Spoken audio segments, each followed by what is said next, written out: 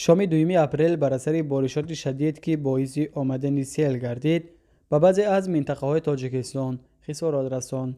به اطلاع کمیته حالتهای فوق‌العاده تاجیکستان بر اثر بارشات در حدود میکرونواحی سیوم شهر خوجند، راه‌های محلی و تخانه‌های بناهای استقامتی پر از آب و لای گردیدند.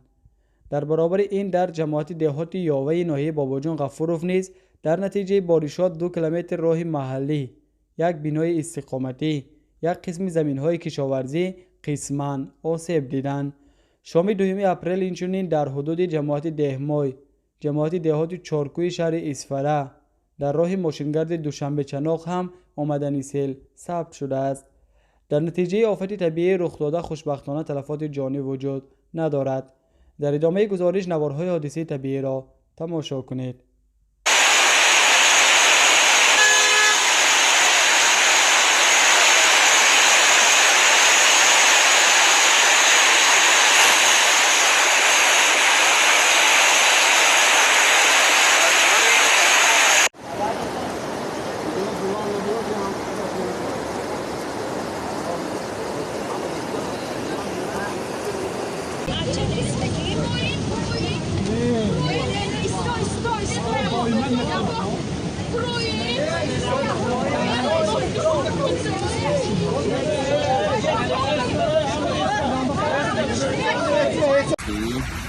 شهر خوجند